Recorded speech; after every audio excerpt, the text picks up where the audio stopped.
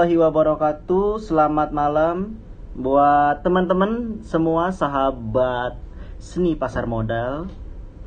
Di sini kita akan nge-review IHSG sebentar, kurang lebih sama kayak kemarin 30 menit.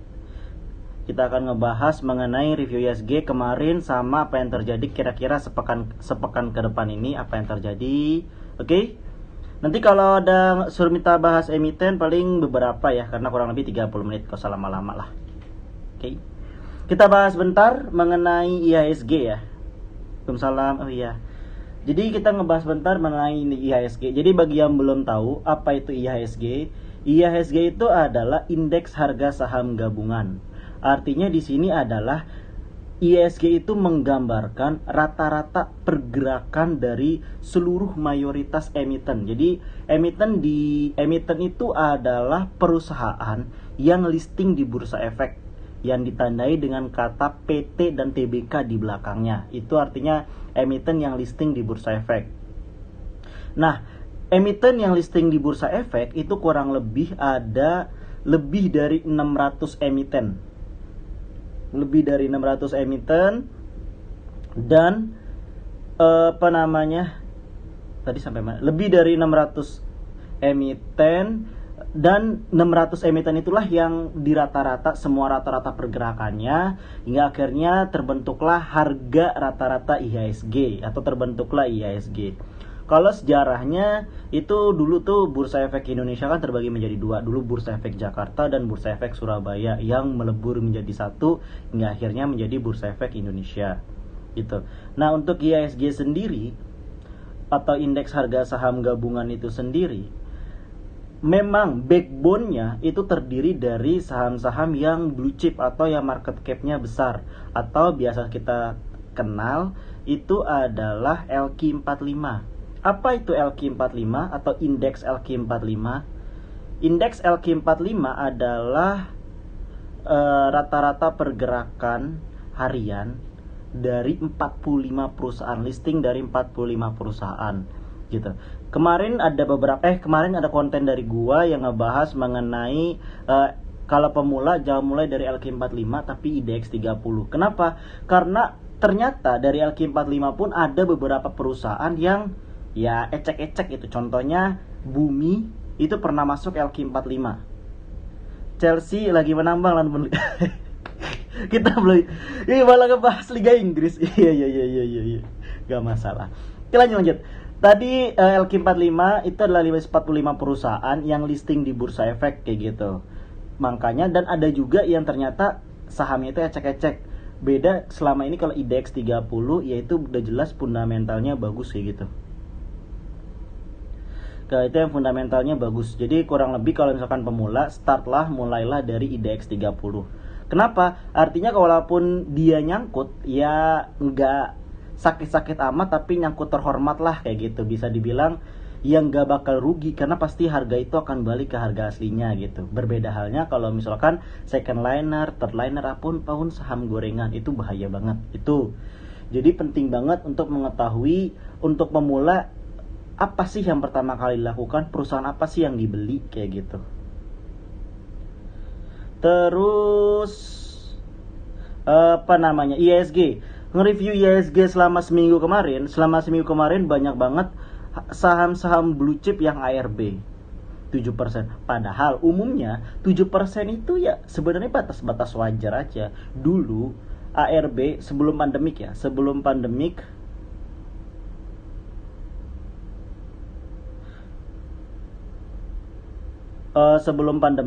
itu ARB atau auto reject bawah itu kisarannya itu adalah kurang lebih 25%. Namun menurut peraturan pemerintah press release dari bursa itu diturunkan menjadi 7% akibat di bulan Maret kemarin ternyata anjloknya parah hingga 3.800. Untuk mencegah lebih dari 3.800 maka dibuatlah peraturan untuk ARB itu hanya batasan 7%. Kayak gitu. Makanya itu. Jadi sebenarnya apakah 7% itu udah ngebuat panik ARB? Iya, kalau sekarang iya, karena para trader corona atau investor corona yang udah kita bahas di minggu kemarin itu minggu kemarin ya udah kita bahas kemarin itu apa namanya belum mengetahui tuh siklus itu. Ternyata dulu tuh ARB itu 25%, enggak 7% gitu. Jadi sebenarnya ya masih batas wajar kalau misalkan saham-saham blue chip di 7% kayak gitu mengalami koreksi. Itu yang pertama. Yang kedua yaitu tadi auto ARB itu apa sih? ARB itu adalah auto reject bawah, atau itulah kegiatan dari yang namanya unusual market activity. Kenapa unusual market activity? Umumnya suatu harga yang normal mengalami kenaikan atau koreksi itu tidak lebih tidak kurang yang dibatasi tadi. Kalau arah auto reject atas itu batasnya 25%, kalau bawah yaitu sekarang 7%, dulu 25% gitu. Kenapa nggak simetris kayak gini? Nah, ada pertanyaan nih. Kalau menurut gua auto reject bawah simetris gini jadi nggak enak. Contoh kasus margin call kemarin jadi lama. Bener.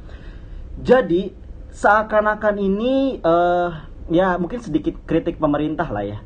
Itu seakan yang namanya memfasilitasi namanya pergerakan dari gajah. Mereka memberi keleluasan seluas-luasnya bagi gajah untuk menaikkan harga setinggi-tingginya karena batas auto reject atasnya sekitar 25%. Sedangkan ARB-nya dibatasi 7%. Inilah, dengan peraturan inilah yang dimanfaatkan oleh si gajah. Makanya November Desember kemarin naik semua itu gila-gilaan. Dimana perkiraan para analis IHSG itu hanya akhir tahun kemarin 5.800, tetapi akhirnya break sampai akhir tahun tuh di 6.000. Itu adalah yang namanya sebuah apa ya? Makna bahwa sebenarnya gajah itu diperlukan di bursa gitu. Dan itu legal, bukan legal apa ya, maksudnya tuh iya dalam undergroundnya itu pasti ada lah kayak gitu. Dan itu makanya yin dan yang itu selalu ada pro pasti ada kontra kayak gitu. Jadi jangan polos-polos banget di bursa, itu kuncinya ya. Untuk para trader corona ataupun investor corona, jangan terlalu polos yang namanya ya udah beli aja di harga rendah, jual di harga tinggi gitu. Kalau teorinya bener, tapi kenyataannya iya nggak sesimpel itu. Coba lu praktekin beli harga rendah, jual harga tinggi. Bisa, tapi mungkin beli sekarang jualnya bisa puluhan tahun, misalkan puluhan hari kayak gitu. Itu bisa aja terjadi, atau bahkan puluhan tahun bisa kalau misalkan yang non liquid ya. Karena nggak semudah itu, karena ada gajah yang bermain di sana. Itu ya. Selalu review lagi tentang IHSG, di mana saham-saham blue chip itu ARB 7% itu ya kalau menurut gua sih batasnya masih batas wajar koreksi segitu ya. Yang juga rata-rata apa ya, kenaikan rata-rata price dari para blue chip ini itu nggak masuk akal. Contohnya yaitu kayak apa ya, nggak masuk akal ya emiten-emiten blue chip lah, semua emiten-emiten blue chip itu nggak masuk akal kenaikannya. Oleh karena itu be careful akibat bubble, karena ya lu tau lah maksudnya gini nih, lagi pandemik, PHK di mana-mana. Terus sekarang yang terbaru ini pemerintah suruh warganya wakaf, ya kan, wakaf tunai. Terus pajak token sama pulsa dipajakin. Menggambarkan apa? Artinya lagi istilahnya pemerintah lagi gawat nih, keuangannya lagi gawat kalau kata Om Rocky Gerung ya. Sebenarnya menggambarkan filosofisnya itu pemerintah lagi gawat nih, kayak gitu. Maknanya lagi gawat. Nih, makna lagi gawat kayak gini, nggak mungkin kan perusahaan-perusahaan blue chip itu untung gila-gilaan, kayak gitu. Apa namanya tadi? Untung gila-gilaan pasti koreksi, apalagi waktu setahun kemarin banyak yang namanya penurunan daya jual beli masyarakat, dan dipastikan waktu kemarin di bulan September Oktober Indonesia mengalami resesi ekonomi kayak gitu. Gak mungkin kuartal 4 ya mungkin ada perusahaan yang untung, tapi rata-rata pasti mengalami penurunan. Inilah kenapa yang menjadi kunci atau bahaya di bulan Februari ini. Kenapa? Karena laporan kuartal itu bakal keluar nih, laporan kuartal dari beberapa perusahaan, mayoritas perusahaan udah mulai press release kuartal 4, dan ini bahaya. Bahaya untuk siapa? Untuk para investor. Pasti mereka bakal out. Dengan outnya itu akan menurunkan secara tidak langsung IHSG, atau mungkin kita akan sering melihat yang namanya berapa kali ARB 7% itu. Itu untuk review dari seminggu kemarin. Untuk seminggu ke depannya gimana? Untuk seminggu ke depannya sebenarnya ini gue ngeliat data ini masih apa ya, bisa dibilang ya, masih berada dalam koreksi. Kemungkinan tuh koreksi itu masih dalam seminggu ke depan. Karena kenapa? Ini menggambarkan indeks luar itu masih merah semua, dari mulai Dow Jones, Nikkei 25, Kospi, FTSE, SSE, Nasdaq, SP500 ataupun KLCI itu pun merah semua gitu. Indeks-indeks dunia. Gak mungkin kan selonong boy IHSG hijau. Apalagi nih yang punya saham-saham gorengan kayak Bumi, Bex, Dewa atau sejenisnya, udah pasti yang full itu di bagian overbidnya tuh kosong gitu. Jadi yang punya saham-saham gorengan yang sabar aja. Walaupun memang ada yang anomali, pasti ada beberapa emiten aja yang anomali yang tetap hijau walaupun bursa merah. Itu selalu ada, karena gajah itu pasti pengen komen gitu. Pengen cuan tetap. Jadi kalau yang udah pegang cash banyak, ya tolong deh jarinya itu dikondisikan, jangan gatal untuk beli atau terpancing untuk masuk, karena nanti cashnya itu bakal sia-sia. Ya mungkin Senin itu akan sedikit tertolong. For information, BRIS itu bakal diresmikan besok sama Presiden Jokowi. Itu yang pengen nonton live-nya, itu udah ada informasinya tentang BRIS. Dia jadi perusahaan terbesar syariah, dan itu selalu termasuk isu positif.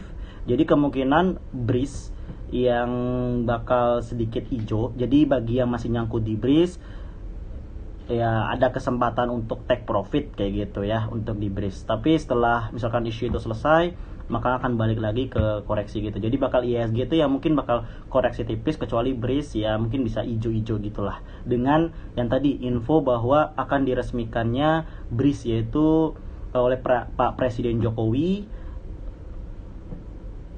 besok bisa dengan ada berita isu positif, kemungkinan ya gitu untuk BRIS ya. Jadi makanya segera aja kalau yang udah nyangkut ambil take profit deh. Walaupun BRIS itu menjadi perusahaan atau emiten yang syariah terbesar, tapi ingat harganya itu udah terlampau naik gitu. Ada yang bilang komen di salah satu postingan gua, lah ntar kalau dia naik lagi nyesel lu. Yang masalahnya tuh lu hitung-hitung kenaikan BRIS itu udah nggak wajar gitu. Walaupun memang dia perusahaan terbesar, mungkin dia sama kayak BBCA ataupun sama kayak apalagi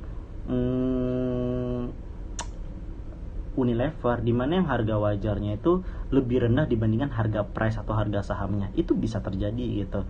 Tapi kalau gua ya menilai perbankan walaupun dia BRI syariah ya, BRIS ya, tapi gua nggak terlalu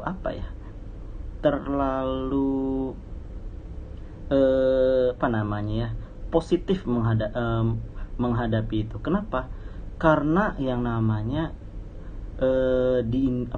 bisa dibilang ya, di Indonesia ini sendiri kan ya kemajemukan itu banyak kayak gitu. Ya mungkin untuk para yang bisa dibilang yang kontemporer ataupun yang ini mengenai yang strict tentang aturan, itu memperbolehkan ayo masukin aja ke BRIS, itu mungkin ada gitu. Tapi kalau gue pribadi ya nggak terlalu ini banget sih sebenarnya, karena bakal sama aja gitu. Jadi be careful aja. Kalau yang udah nyangkut silahkan take profit dulu, karena itu setelah itu bakal jualan gede-gedean mungkin, karena penurunan itu mungkin di minggu pertama, kedua, ketiga di Februari. Jadi be careful, siapkan cash untuk serok di harga bawah itu. Oke, itu kurang lebih sekilas tentang review IHSG untuk ke minggu kemarin dan minggu ini. Ya minggu nantilah hari Senin sampai Jumat itu bakal seperti apa. Kalau ada pengen dibahas kita beberapa emiten, oke? Bahas Antam please bang. Oke. Bahas Antam. Bentar, gua buka Antam ya.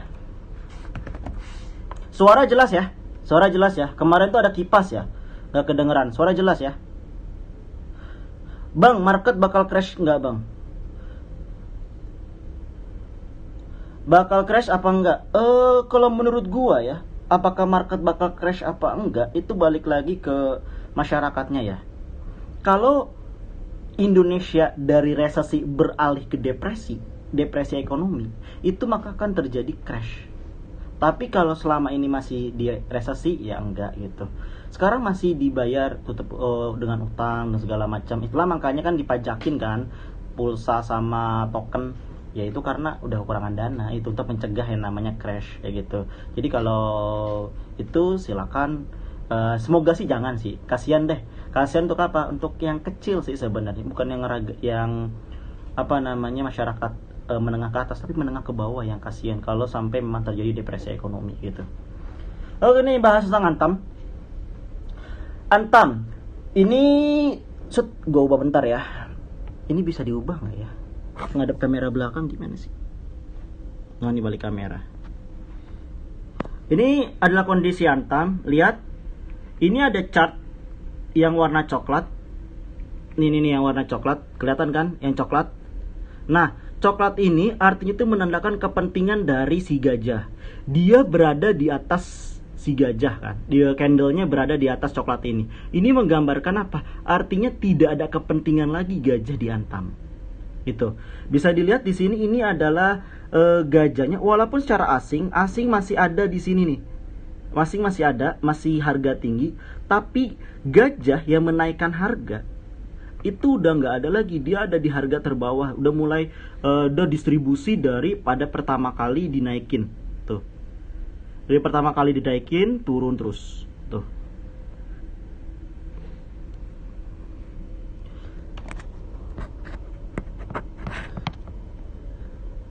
Nah, dengan tidak adanya kepentingan, di mana gajah itu udah keluar, cuma ada asing yang masuk di sana, pasti harga itu dijaga. Dijaga di berapa? Di sekarang ini sekarang ini ya mungkin support terkuatnya itu sendiri cuma ada di daerah 1813. Seperti yang udah gua bilang di beberapa waktu lalu ya, di salah satu konten gua, itu gua bilang bahwa hati-hati Antam itu bakal turun ke bawah. Sekarang 2200. Ada yang ngeyel sih kemarin, yang bro Antam ke 4000, gue percaya Antam ke 4000. Ada yang counter juga. Ya, it's okay lah. Dia itu ya hak mereka, opini mereka. Tapi menurut ini itu juga bukan menurut gue, menurut para analis senior kayak gitu. Jadi bahaya banget. Jadi kalau misalkan udah masuk di Antam, ya strategi paling tepat itu adalah dollar cost averaging. Yang udah gue bilang waktu kemarin bagaimana strategi dollar cost averaging bisa dilihat di video kemarin, itu gue upload di YouTube Seni Pasar Modal. Ntar lihat aja, yang nggak sempat nonton live kemarin itu gue upload di YouTube mengenai dollar cost averaging, gimana strategi yangnya gitu. Tapi yang jelas, kenapa dollar cost averaging yang paling tepat? Karena asing masih ada di sana. Dengan asing ada di sana, berarti dia ingin menjaga harga. Jangan sampai Antam balik lagi ke harga 1000. Untuk balik ke harga 1000 itu berat, karena ada asing di sana. Jadi paling banter 1800 mantul ke atas gitu. Itu jadi akan bermain di area sana. Untuk sekarang pun candle pun tidak memungkinkan, atau patterns pun gak memungkinkan untuk Antam rebound ya. Jadi masih ada koreksi untuk sementara. Itu mengenai Antam. Oke, itu tentang Antam. Ada lagi? Bang, tolong Soci yang nyangkut. Soci. Kita lihat dulu Soci. Soci ini salah satu mantan terindah ya, mantan terindah gua itu Soci. Dulu gua masuk di berapa ya Soci ya? Masuk di 120 ya, keluar di 260-an waktu itu. Udah nggak masuk lagi sekarang. Nah, untuk Soci sendiri case-nya itu dia akan mendekati support terkuatnya, yaitu di daerah 172 172 dan udah mulai ngebentuk candle, walaupun ini udah mulai ngebentuk yang namanya apa ini, hammer ya. Udah ngebentuk, ini mana sih? Zoom dulu. Iya, udah mulai ngebentuk hammer, invert hammer. Jadi kalau udah ngebentuk invert hammer itu artinya bakal siap-siap lagi back ya gitu, bakal reversal. Itu untuk Sochi, tapi ya gajahnya mulai akumulasi di sini, gajahnya mulai akumulasi. Ini gue liatin ya bentar ya. Nih, di sini, nah ini invert hammer, ini ada invert hammer. Terus di sini nah, asing sama kayak gajah bulenya sama kayak Sochi, sama kayak Antam lagi tinggi. Nah, di sini mulai yang namanya akumulasi. Karena dia mulai akumulasi, kita harus ngelihat dulu sebenarnya. Apa yang dilihat? Yang dilihat itu adalah siapa yang menguasai. Kalau yang menguasainya itu istilahnya gajah bule, biasanya harga akan diturunkan. Jadi sekarang 178 mungkin akan berkisar 170 dan balik 150, naik lagi ke atas gitu.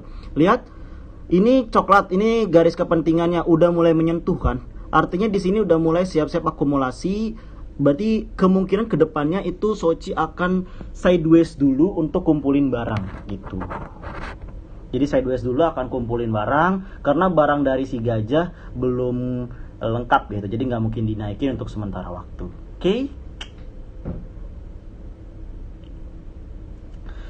Oke, itu tentang sekilas tentang Sochi. Jadi kalau Sochi, kalau misalkan tadi nyangkut, berarti yang terbaik adalah hold atau gimana? Jawabannya hold, tapi averaging, cost averaging, dollar cost averaging itu yang terbaik. Silakan averaging.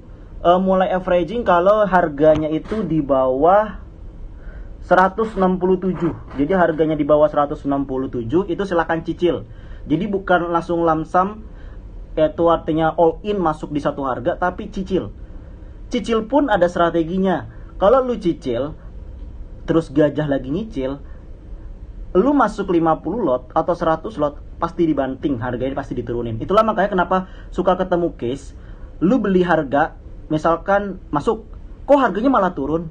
Bisa jadi ada yang ngebanting itu, ada yang ngeganggu pergerakan atau akumulasi dari si gajah. Dia masuk tuh harus smooth. Berapa pergerakan smooth? Ya 10 lot, 20 lot itu masih belum kedetek sama gajah. Tapi kalau lu masuk 100 lot, apa lebih dari itu sangat kedetek sama gajah. Bisa-bisa diturunin dulu itu. Oke, itu namanya strategi. Oke, itu sedikit tentang Sochi. Next, Telkom. Oke, Telkom. Telkom kita lihat. Telkom lagi sideways ya. Telkom lagi sideways, pergerakannya lagi sideways. Sekarang pergerakan dari gajah sama asingnya itu masih di bawah ya. Gajah sama asingnya masih di bawah, tapi udah ngarah ke akumulasi. Udah mulai akumulasi, tapi akumulasi pelan.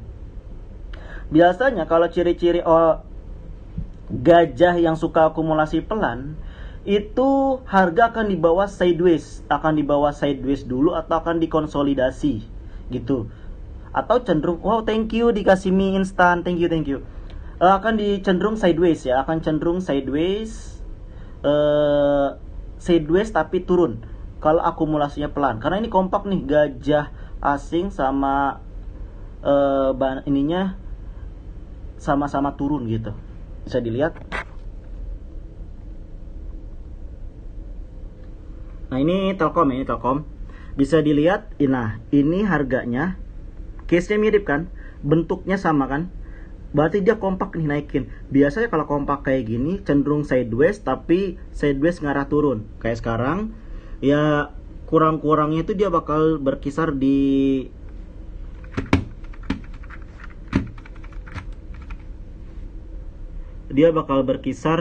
sampai ke daerah sini nih, 3022 atau balik ke 3000.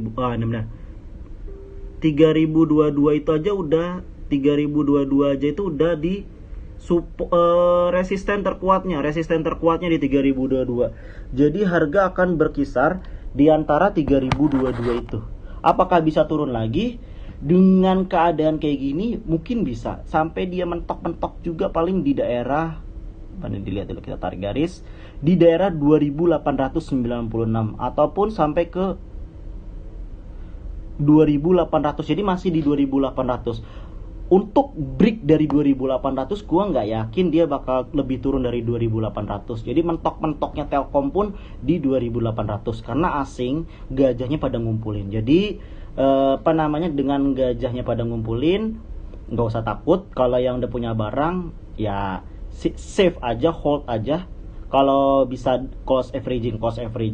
Kalau bisa averaging down, silakan averaging down. Itu kalau Telkom ya. Tapi tadi tekniknya tuh cicil, jangan langsung dalam all in one price. Oke. Itu tentang sekilas Telkom. Jadi nggak usah takut bagi yang punya Telkom karena kan itu emiten gede juga.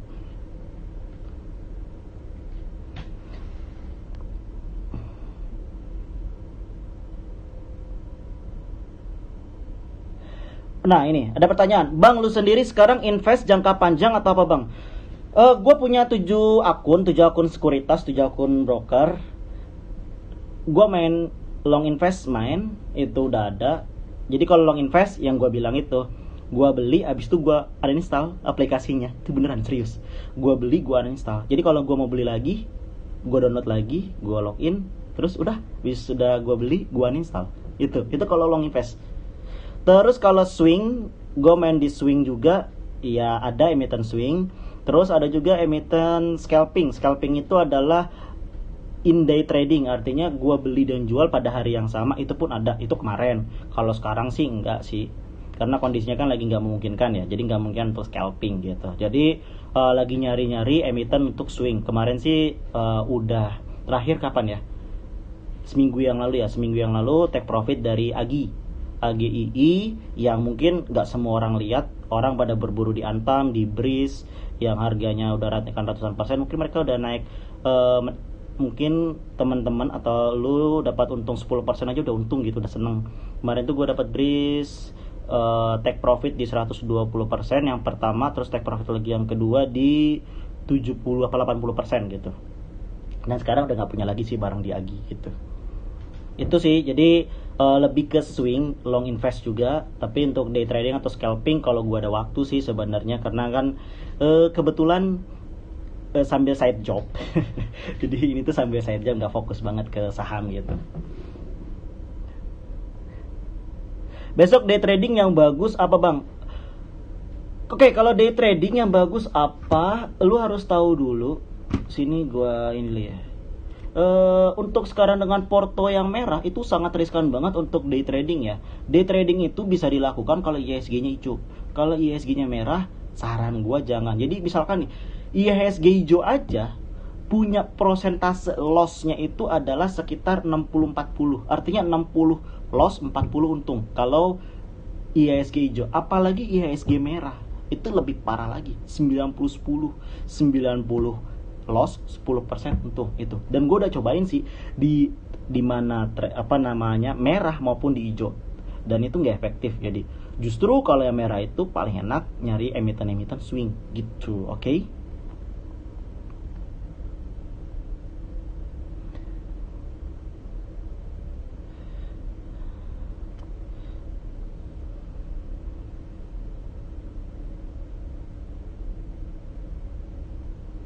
Ada lagi yang mau ditanya? Ini gue sambil nge-scroll ya. Oh ini, minta pendapatnya Kak, saham yang baru IPO besok gimana? Oke, mungkin lu ada yang pecinta saham-saham IPO ya. Kalau gue pribadi, gue gak terlalu suka saham IPO. Kenapa? Karena saham-saham IPO itu penuh dengan yang namanya intrik dari gajah gitu. Kenapa harga kayak ada apa ya, DCII kalau nggak salah kemarin ya, DCII naikannya puluhan persen, dia nggak pernah merah-merah, hijau terus. Coba bisa teman-teman cek DCII itu hijau terus karena dia baru listing di bursa. Itu pokoknya penuh dengan intrik dari gajah. Lu mau pakai analisa teknikal nggak guna, lu pakai analisa fundamental nggak guna,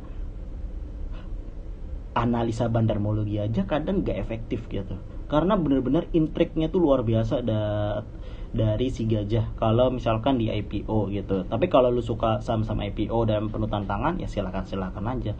Kalau gua pribadi nggak menyarankan, apalagi untuk pemula ya Itu nggak disarankan banget untuk ikut-ikut saham IPO.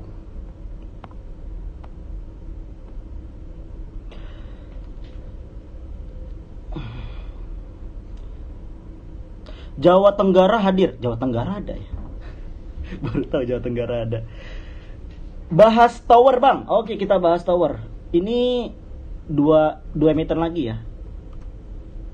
Kita bahas tower. Bentar.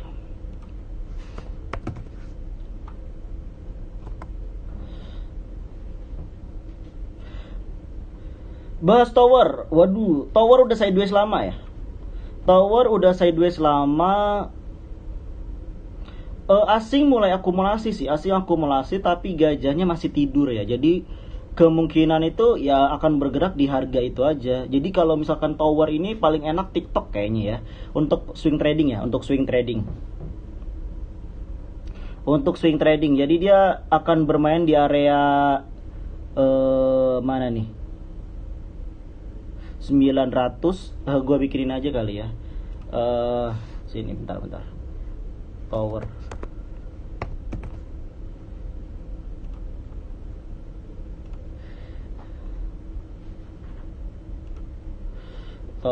Gue pakai,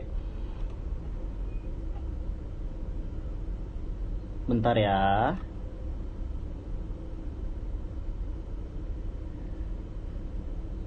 Pakein aja.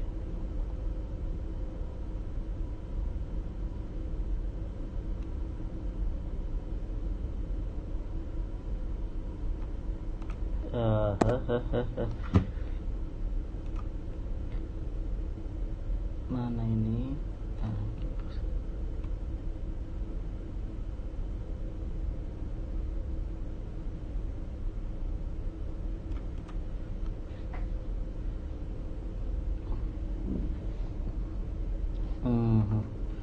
Di sini aja.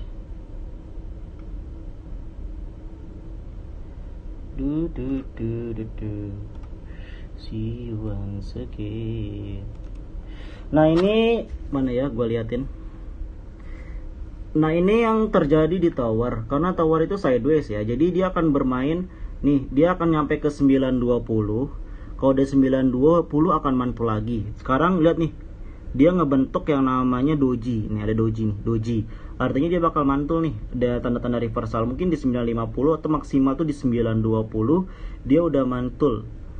Dia bakal berkutat di situ dan mentoknya itu bakal di area di Fibo 382 nih. Di 995. Jadi bakal 995 akan mantul lagi ke bawah. Jadi bakal bermain di antara 950, 955 atau 920, 9 berapa nih tadi? 995. Jadi dia bakal sideways dulu, untuk tower beberapa waktu di emiten tersebut ya. Ini gede banget. Kayak gitu ya untuk tower. Jadi kalau pengen TikTok silakan nunggu aja di 920,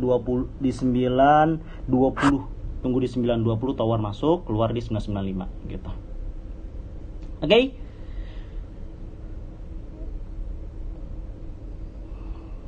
Terus pertanyaan, cara analisa laporan keuangan perusahaan sehat dan bagus untuk investasi jangka panjang apakah?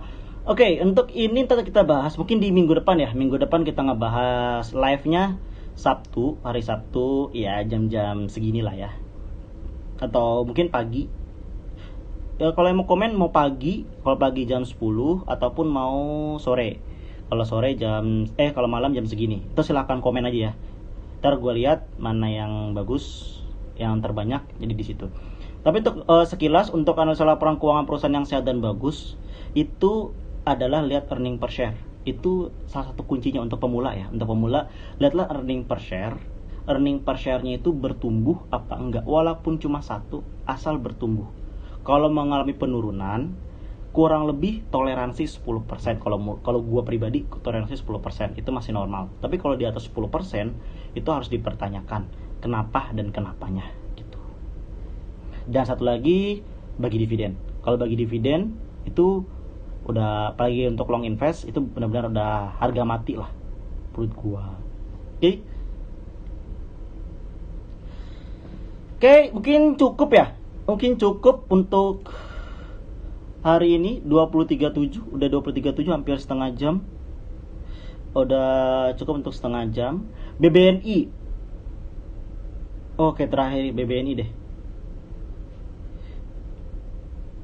BBNI. Oke. Bang Golil, slow Bang Golil. Kita cek BBNI. Bank Negara Indonesia. BNI ya. Gua dulu pernah punya loh BNI itu. BNI gua masuk di harga 3.000, keluar di 5.000 waktu itu. Lanjut Bang sampai jam 9. Kemalaman, Bu. Nggak apa-apa. Oke. Sekarang BBRI trennya downtrend, trennya lagi mulai turun ya. Trennya mulai turun. Gue lihat secara ini dulu ya. Gue pernah masuk di situ.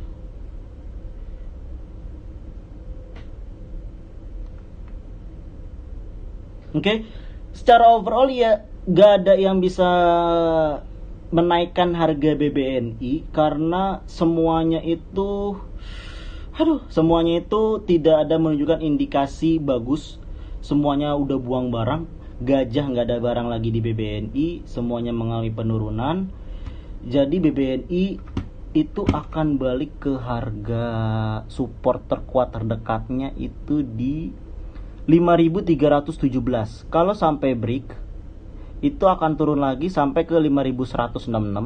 Kalau break lagi di 5.015. Kalau gua pribadi kemungkinan itu dia bakal balik ke 5.015 ya, 5.015. Kemungkinannya di situ. Atau dia bisa balik ke 4.600 kalau misalkan IHSG-nya jebol 5.300 ya, itu bakal balik ke 4.600. Tapi untuk saat ini potensi ke 5.040-an itu masih sangat-sangat tinggi untuk BBNI. Jadi yang punya barangnya kalau yang udah punya barangnya ya, BBNI kan long invest ya, tujuannya long invest kalau BBNI. Jadi belilah harganya, kalau pengen beli tunggu dia balik ke 4.000, artinya jebol 5.000 baru masuk ke watchlist. Kalau yang belum punya, bagi yang udah punya, dollar cost averaging itu terbaik, atau averaging down is okay gitu, karena kan BBNI perusahaan bagus dan dia bagi dividen, itu is okay gitu. Jadi gak ada masalah untuk itu.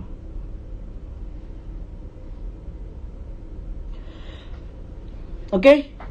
Thank you untuk hari ini. Terima kasih sampai full 60 yang hadir. Sampai jumpa minggu depan untuk live-nya.